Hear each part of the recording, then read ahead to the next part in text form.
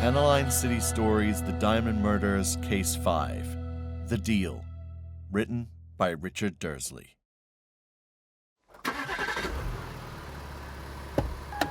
Call me later, hon.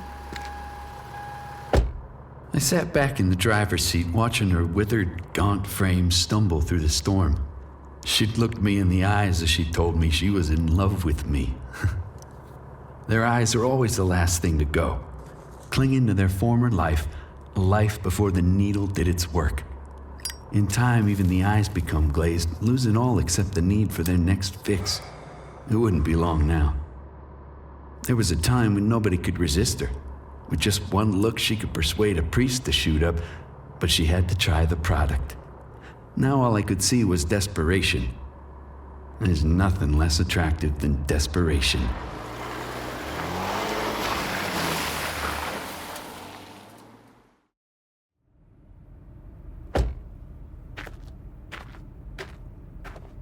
That prick Mayor Davidson would have everyone believe that Aniline was in the midst of some great reform. He'd be bleeding out before he reached the end of this street. Aniline got rich off of producing and selling drugs, and now this pencil-pushing prick thinks he's gonna stop me doing the same? I'd love to see him try. You're late. Sorry, boss. Traffic's always shit in this weather. Let's go. Got anything on you? Hey, man. You got anything? Oh, shit. Hey, man, I was looking for... Holy shit. Oh, shit. Johns was new blood. When he first came to my attention, I politely advised him to keep out of the industrial quarter. He didn't listen. I've been looking for you too, motherfucker! Johns raised his hands and slowly stepped back, tripping over one of his unconscious clients and falling backwards into the nearby wall, as the conscious scattered and fled for their lives down the narrow alleyway. Fuck, man! I told you to keep the fuck out of here. I warned you what would happen. Fuck, man, please, don't kill me. It wouldn't be necessary to kill him. He was far more useful as a walking message. I ain't gonna kill you, Johns. I smiled as I slipped the cold metal duster onto my hand. But you're leaving the industrial quarter, and you're never coming back.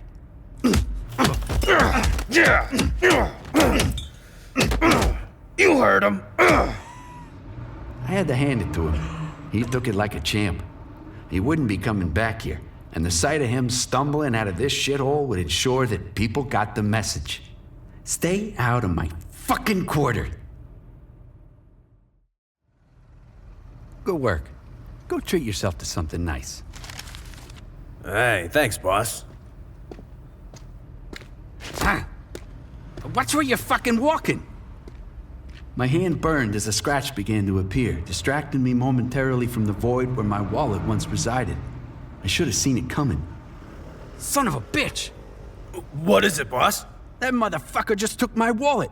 Hey! I'll get him, boss. With that, he ran, pursuing the hooded figure who fled the scene as I examined my hand. The scratch was already fading. The burning had stopped, but still, in this area you could never be too careful. I lowered my hand and looked around me. Something wasn't right. I reached for my gun, when suddenly... Shooting pain ran through my now fractured hand as the gun slid across the pavement in front of me. I dived in a desperate bid to reach for it, only for the pipe to come crashing down once again.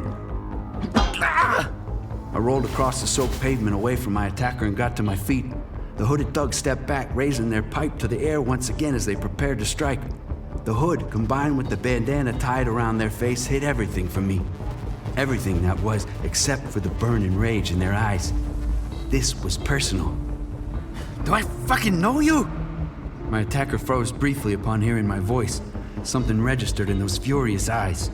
More importantly, do you know who I am? I winced in agony as I formed my shattered hand into a fist.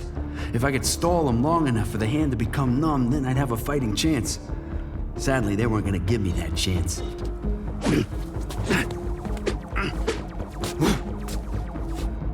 I ducked their swing, landing a strike to the side of their head with my good hand. They stumbled, briefly rattled as I made my escape. I made for the nearest street, running as fast as I could. If I could make it to the docks, then I'd be in with a chance of losing him.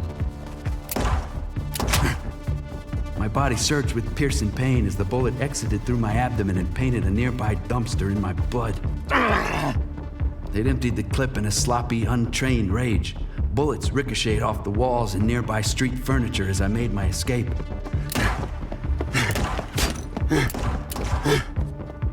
The sound of my attacker's steps increased as we reached the end of the street. Turning swiftly, I thrust my numb, broken fist into my attacker's face, causing them to fall into me as we tumbled out onto a nearby road.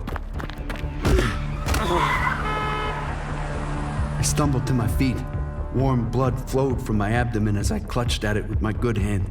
My attacker just stood a few feet away from me, holding the pipe in hand as a few curious onlookers watched cautiously from the safety of nearby buildings. Just stop! You want money? I got money. My vision started to blur as I begged. I wasn't gonna win this fight, and we both knew it. My attacker stared at me in silence, the fury in their eyes burning a hole through my head as I continued. What do you want? My attacker raised the pipe, pointing it in my coat pocket. Confused, I reached inside. My bloody hand grasped at something. A photograph? No. I knew what it was. I'd heard the rumors. I'd read the reports. Fuck you! I turned and ran with what strength I had left, tumbling over the barrier and sliding down the embankment. I wasn't a victim. I refused to be a victim.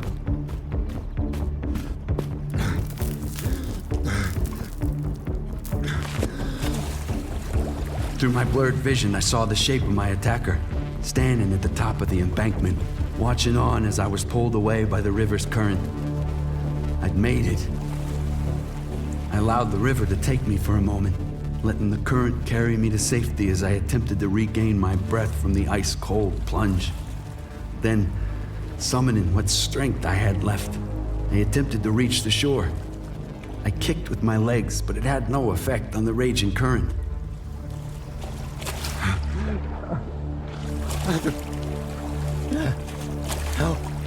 Help! I was weak. At first, I found myself unable to fight the current, but before long, I found myself struggling to even stay afloat. My body was shutting down, my limbs no longer taking commands from my desperate mind.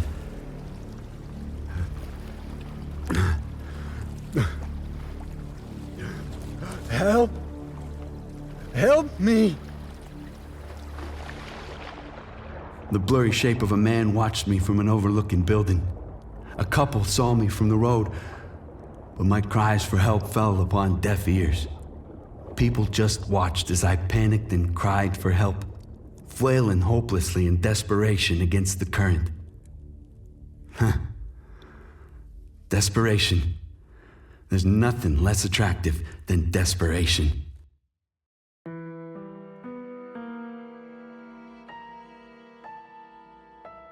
You have been listening to Aniline City Stories, The Diamond Murders Case 5, The Deal. Episode script written by Richard Dursley. This episode featured the following cast members: Justin Price as the dealer, Gina Moravec as the girlfriend, Ron Guan as the dealer's muscle, Scott J Zim as Johns, Astrid Questher and Amanda Cotter as the customers, and Autumn Ivy as the killer. Aniline City Stories is produced, written, and directed by J.D. Kelly, featuring music, mixing, and mastering by Alexander White of Arpeggio Creative, and sound effects from Soundly, Pixabay, and Alexander White. Please leave a like and review of our podcast. For further information, visit our website, aniline.city.